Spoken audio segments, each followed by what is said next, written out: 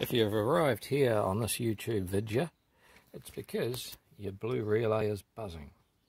Bastard thing. Anyway, if you're like me, you've gone out and brought yourself a brand spanking new alternator and stuck it in your truck, all excited, and you go to turn it on and you end up hearing this. What's causing that buzzing?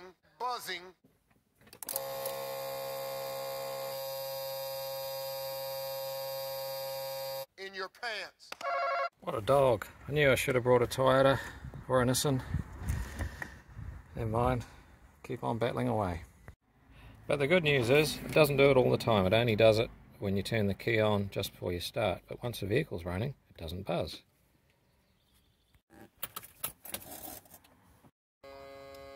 Sounds like a mains transformer station or a major power generator.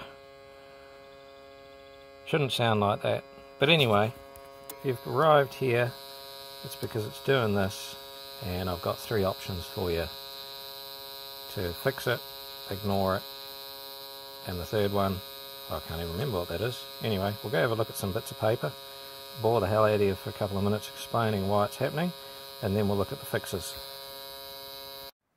Right, so this is a short version of this video. The other one's like half an hour of schematics and diagrams and all that sort of shit, so this is the short version. So option 1, do nothing. The only downside is the dash warning light for the battery not charging is a bit dim. Option 2 is this: wedge an electrolytic capacitor between the positive and the negative terminals on your blue relay, and that will make it quiet.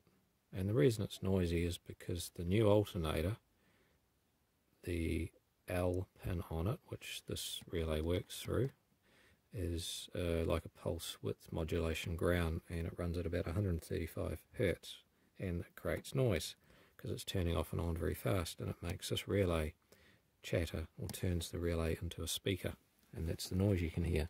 So with this fix, all we're doing is, and I'll pull it out so you can see what the hell's going on. Electrolytic capacitor. That top pin there is the positive, that bottom pin is the negative. Quite important, because with an electrolytic capacitor, they are polarity sensitive.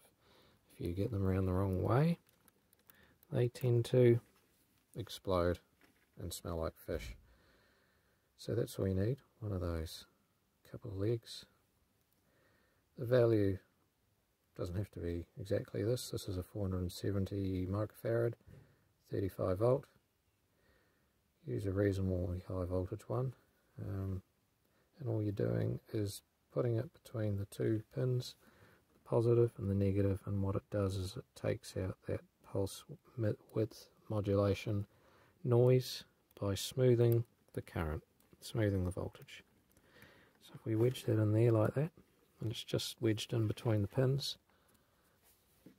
and basically going between these two pins on here, those two, same position, and we're looking in from the side of the vehicle, so I'm standing on the driver's side looking at the fuse box, and we wedge our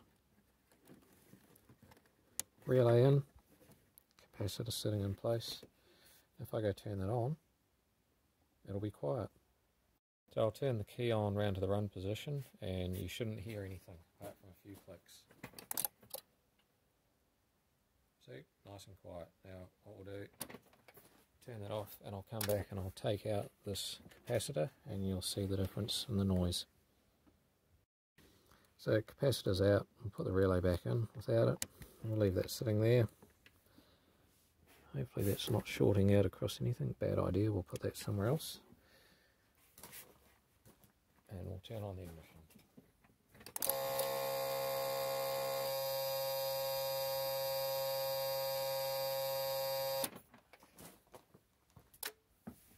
And that is the difference. All you need is one of those. And that'll quieten everything down for you. Anyway, that's option 2. Now my other video, which goes on forever, goes into all the details of why this works and how it works. But anyway, trust me, it just works. It quietens down. smooths out the noise. Thanks for watching. See ya.